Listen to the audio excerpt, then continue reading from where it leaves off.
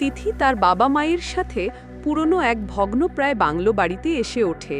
শহর থেকে দূরে নির্জন একটা জায়গা। এই বাড়িটি বহু বছর ধরে খালি ছিল। গ্রামের লোকেরা বলে এখানে আগে একটা ছোট মেয়ে থাকতো, যে একদিন আয়নার সামনে দাঁড়িয়েছিল, তারপর আর তাকে খুঁজে পাওয়া যায়নি।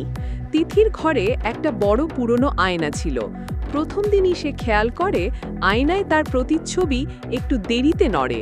প্রথমে ভেবেছিল এটা তার চোখের ভুল, কিন্তু দিন যত গেল আয়নায় কিছু অদ্ভুত ব্যাপার ঘটতে শুরু করলো। কখনো সে দেখতে পায় আয়নায় তার পেছনে কেউ দাঁড়িয়ে আছে, কিন্তু ঘরে কেউ নেই। কখনো আয়নায় সে দেখতে পায় কেউ যেন আয়নার ভেতর থেকে তাকিয়ে আছে, চোখ জল করছে অন্ধকারে। রাত হলে ঘরে ঠান্ডা হাওয়া বইতে থাকে, অথচ জানালা বন্ধ। আয়নার সামনে দাঁড়ালে মনে হয় কারো নিঃশ্বাস তার ঘাড়ে লাগছে।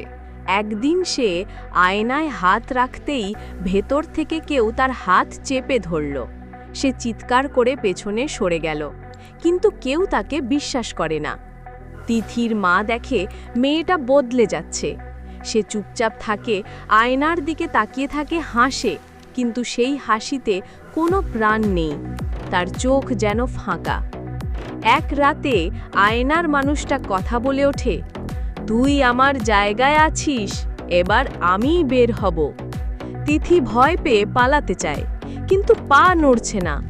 আয়নার প্রতিচ্ছবি তখন হাসতে হাসতে বলছে, আজ আমি তুই হব, আর তুই থাকবি এখানে চিরদিন। পরদিন সকালে তিথি ঘুম থেকে ওঠে, স্বাভাবিকভাবে নাস্তা করে, মায়ের সাথে গল্প করে, কিন্তু তার চোখে এখন এক অজানা শীতলতা। আয়নার দিকে তাকালে দেখা যায় ভেতরে আসল তিথি আটকে আছে, চিৎকার করছে, কাঁদছে, কিন্তু বাইরের কেউ তা শুনতে পাচ্ছে না। আর আয়নার সামনে দাঁড়িয়ে আছে এক মেয়ে, যে দেখতে ঠিক তিথির মতোই, কিন্তু সে তিথি না।